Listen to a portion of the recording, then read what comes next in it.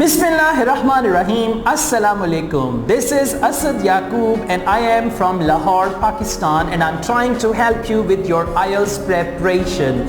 I am your personal online coach, your guide, your mentor, and I'm teaching you how to crack how to crack IELTS reading. And this is going to be the next video on the same series. In this video, we are going to learn on your favorite, or we are going to learn about your favorite type of questions, and that is true, false, not given. And let me tell you, to be very honest, true, false, not given is a nightmare for many students. For many candidates, true, false, not given is a nightmare. They often get confused. They don't know how to decide between false and not given. Don't worry, I'm here, I'll tell you, okay? So sometimes, you often think it is true, but it turns out to be false. Sometimes you think it should be false, it turns out to be true, or it turns out to be not given. Now, I'm going to give you the strategies. I'm going to tell you how do the examiners make this type of questions, and how can we crack this type of questions easily. So here I am, and we are going to solve this test. Now let's go to the book. You will only be able to see my hands, and we will solve this test. Take good care of yourselves, and now let's focus on the book. Okay guys, let's just start with true, false, not given, and you can see it's true if the statement agrees with the information, false if the statement contradicts, not given if there is no information. Now this is what we got to see. Question number 14, let's read this together. The only way. Now they confuse us a lot when they write like that. The only way means there is no other way. That this is the only way. The only way to catch flu is. The only way to catch flu is if someone coughs or sneezes near you. Now actually, generally speaking, it's false, okay? It's not the only way. There are other ways also. But we have to answer. Do the following statements agree with the information given in the reading passage too? So according to the passage, we have to answer. The only way to catch flu is if someone coughs or sneezes near you. Now we got to scan for the words like cough, sneezes, catch flu, the only way. And remember, this is coming in the beginning of the passage. This is the first type of questions in reading passage 2. So the answers are gonna be closer to paragraph 1 or 2. So, and one more thing, the questions and answers, they are in the same order as well. Now let's go back. Here we have some facts and theories about flu. Okay, now let's just scan the first paragraph. The flu, more properly known as influenza, takes its name from the fact that it is easily transmitted from person to person. Influenza is an Italian word for influence. Usually contamination occurs through direct contact with secretions from an infected person. Its spread is also possible from contaminated airborne particles. Now contaminated airborne particles such as those that occur when someone coughs or sneezes. Now see here, they are mentioning from an infected person. Now this is the first thing. Usually contamination occurs through direct contact with secretion. Usually this is one way. Right? One way is this. From an infected person, its spread is also possible. Also possible means this is a second way. Also possible from contaminated airborne particles such as those and all that. Now let's come back to the questions. The only way to catch flu is if someone coughs or sneezes. If it is written here, one of the ways to catch flu is, then it can be true. But they have mentioned the only ways, and please be careful. They always write something like that. Some of the, all of the, one of the. So the only way to catch flu is, it is one way. There is another way they have mentioned. That's why this is going to be false. Clear? Good. My throat is going bad as well, but still I'll go on. Question number 15. You become aware of the symptoms. Now the clue word here is symptoms. you become aware of the symptoms of flu within 4 to 6 hours of infection. Now, if you become aware of the symptoms of flu within 4 to 6 hours of infection, then it is true. So, if you become aware of the symptoms of flu within 4 to 6 hours of infection, then it is true. If you become aware of the symptoms of flu more or less than 4 to 6 hours of infection, then it is false. And if they don't tell us anything that you become aware of the symptoms of flu within 4 to 6 hours, if they don't mention this time period or anything about that, then it is going to be not given. Now, first, and not given is also given, by the way, okay? I mean, it's not that not given is not mentioned at all. Not given is also given. Now, let's just find you become aware of the symptoms of flu within 4 to 6 hours. Symptoms. Let's just look for that. Now, let's come back here. We found the answer of question number 14 here, and we need to go on. Possible, contaminated and all that, sneeze. However, it should be made clear that the risk is not great from simply being in the same room as an infected person, since the flu virus, unlike other respiratory viruses, does not dissolve in the air. Within 4 to 6 hours. Wow, get alert. You should be alert here. Within 4 to 6 hours of someone catching the flu, the virus multiplies in infected cells and the cells burst, spreading the virus to other cells nearby. Within 4 to 6 hours, what happens? Someone catching the flu, the virus multiplies. Within 4 to 6 hours, the virus multiplies in infected cells, that the cells burst, spreading the virus to other cells nearby. Now let's see. What's the question? The question, you become aware of the symptoms of flu within 4 to 6 hours of infection? Absolutely not given. Now, don't be cheated by within 4 to 6 hours. They are not talking about you become aware of the symptoms of flu infection within 4 to 6 hours. There they are saying within 4 to 6 hours of someone catching the flu, the virus multiplies in infected cells and the cells burst, spreading the virus to other cells nearby. So if we come back here, they are actually not talking about the symptoms and infection of the flu. That's why this is not given. Now let's go on. Question number 16. The effect, E is very small here. The effect of a flu infection can depend on how strong the strain is. Now the clue word is strain. The effect of flu infection, we are going to read about effect of flu infection, can depend on is the main thing. If the effect of flu infection depends on the strain, then it is true. If the effect of flu infection does not depend on how strong the strain is, then it is false. And if they don't tell anything about that, then it is not given. So this is question number 16. We got to read ahead. Now we were here. Now we will try to see the next paragraph. The spread continues for up to 72 hours. The exact length of time depending on the body's immune system response and the strength of the particular strain of flu. The strength of the particular strain of the flu. I read again. The spread continues for up to 72 hours. The exact length of time depending on the body's immune system response and the strength of the particular strain of flu. Strength of particular strain of flu. The spread continues and it depends on that. Now let's come back to the question. The effect of flu infection can depend on, yes, it depends on two things, right?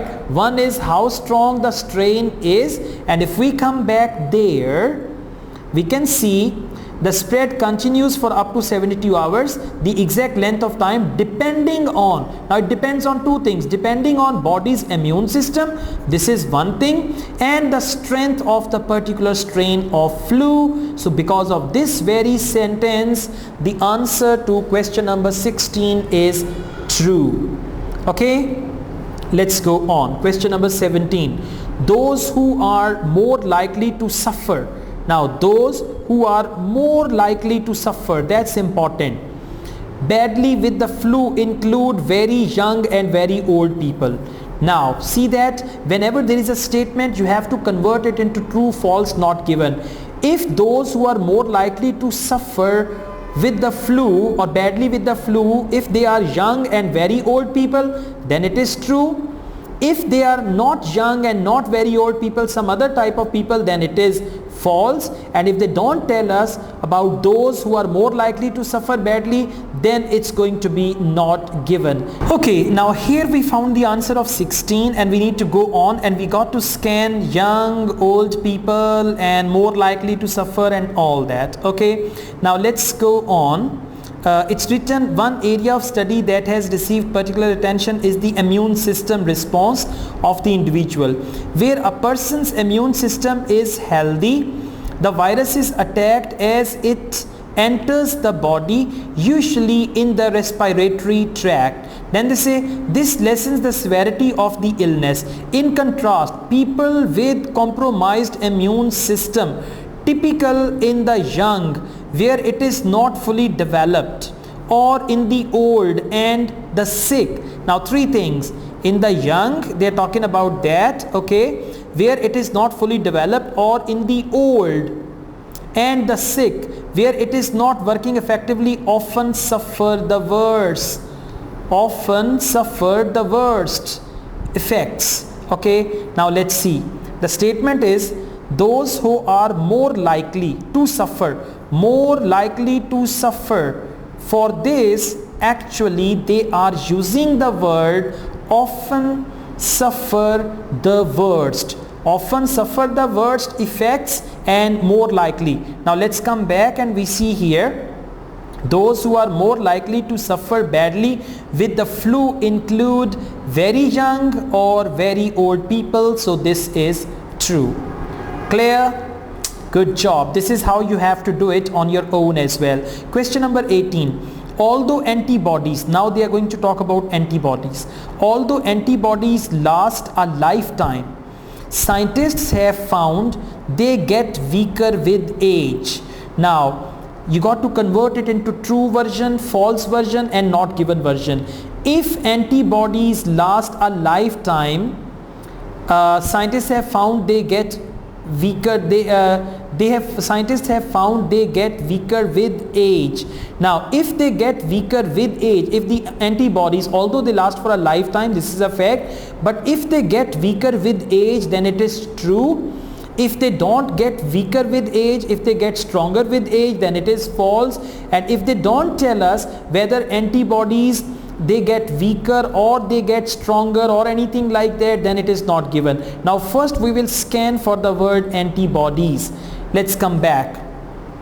We found the answer of 17 here. Yes, from this paragraph they've started talking about antibodies. One of the body's response to flu is creation of antibodies which recognize and destroy the particular and all that stuff. They're talking about antibodies in the whole paragraph, but we have to find, although antibodies last a lifetime, scientists have found that they get weaker with age. Now we got to see if antibodies get weaker with age or not.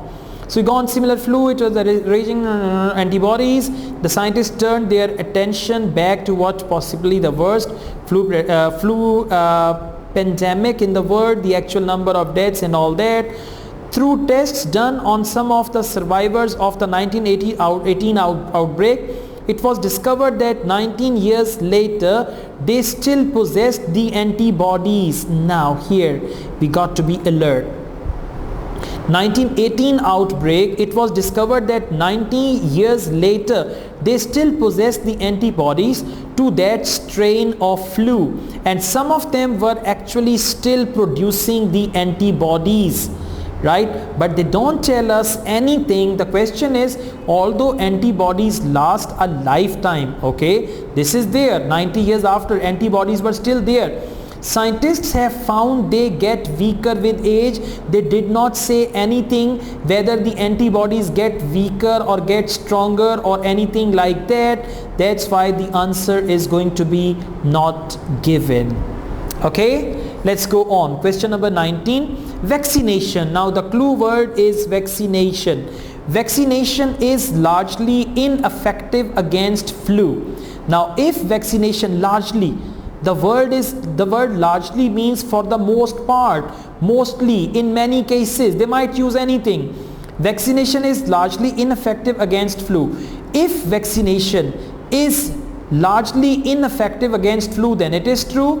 But if vaccination in most of the cases is effective, then it is false. And if they don't tell us anything about the effectiveness of the vaccination, then it is not given. Okay, now let's go on. Vaccination. You can see antibodies we read here. The next paragraph actually starts with vaccination. Now let's read. Yet vaccination against the flu is an imprecise measure. At best, the vaccination protects us from the variations of flu that doctors expect that year. At best, the vaccination or the vaccine protects us from the variations of flu, that doctors expect that year. Let's read the statement again. Vaccination is largely ineffective. It's the opposite thing, ineffective against flu. There they are saying the vaccine protects us from the variations of flu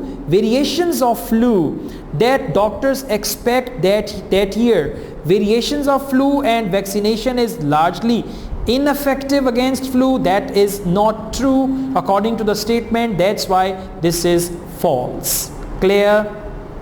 Good. Let's do question number 20. Another change in the genetic makeup. Now genetic makeup and H5N1. Another change in the genetic makeup of the H5N1 strain could kill more people than the 1918 epidemic. Now 1918 epidemic, another change in the genetic makeup, change in genetic makeup of H5N1 strain could kill more people than the 1918 epidemic. We got to see that. Okay, in order to find this answer, we got to just see H5N1 and all that. So let's go on. 1918 H5N1, yeah, they talk about genetic makeup over here. Has the power to change its genetic makeup. Yeah. Influenza A, however, has the power to change its genetic makeup. Okay. Now one thing is mentioned here. We'll keep that in mind. Influenza A, however, has the power to change its genetic makeup. Now we got to see whether this makeup does anything like that or not. Although these genetic changes are rare, they create entirely new strains of flu against which we have no protection.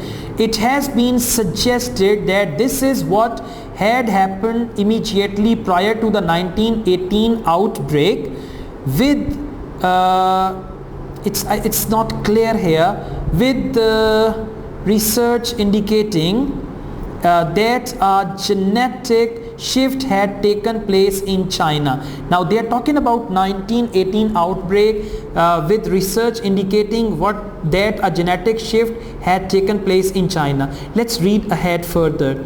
In 2005, another genetic shift in influenza A virus and all that, they talk about it. Now let's just see here. Most of the fear surrounding this virus is that it will change again. Yes, very, very clever of them. Very, very clever of them.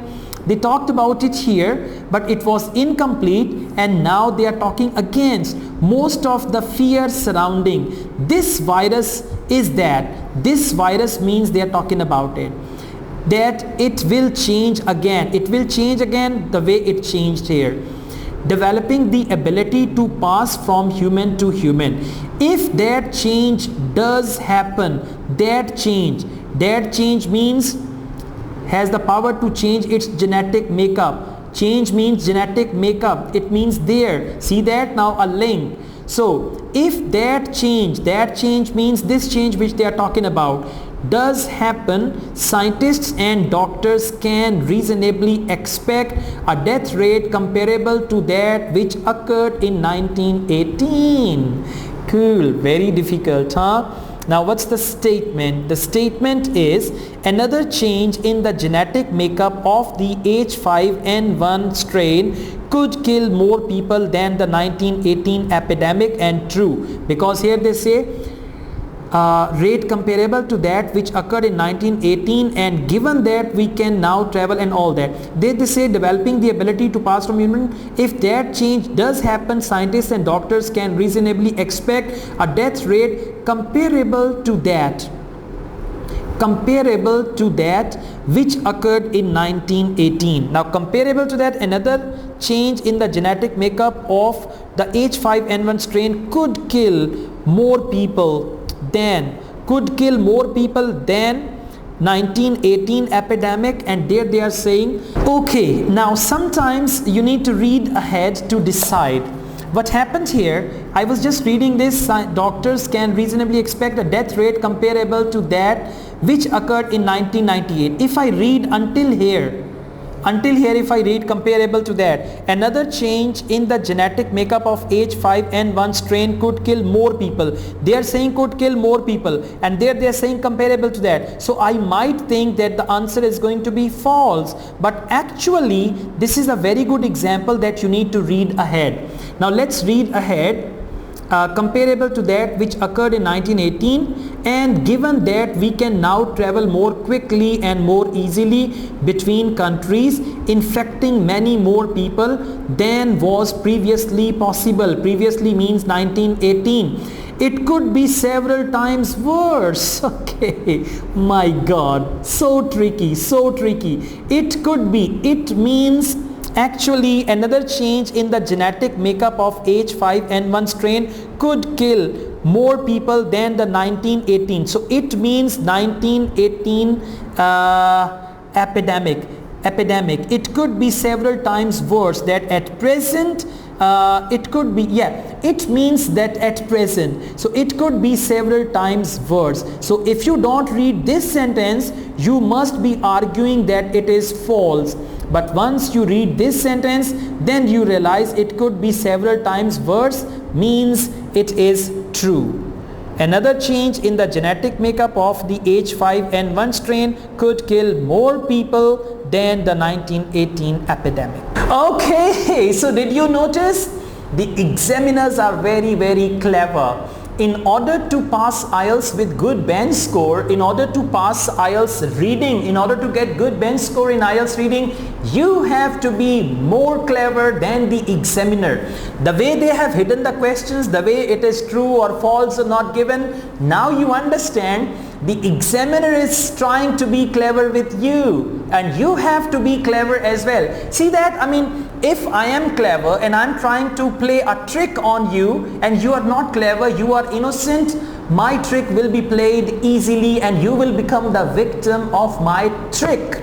But if I am clever and you are also clever, someone has told you about me being clever and my tricks, then you will try to avoid certain type of tricks. Same is the case with IELTS reading. Examiners are trying to be clever. If you are not clever, you will not be able to solve it. But if you are clever, you are equally clever, or even if you are more clever, then you will be able to solve this test easily, and then you say, oh, IELTS reading is not a problem for me. Right? So thank you very much. If you like this video, hit on the like button. Don't forget to subscribe my channel. I run two other channels. One is Asad Yaqub Vlogs, where I upload my vlogs, and there's another channel, Asad Yaqub Languages. There I teach English language and some other foreign languages. So you can subscribe those channels as well. And if you want me to teach you IELTS, if you want to be my online IELTS student, for that you can contact me on this number, because I also teach IELTS online and I charge for that obviously, so you can contact me for that. My number is given, so you can contact me for that. Asad Yaqub wishes you the best bench score in IELTS. Take good care of yourselves. Allah Hafiz.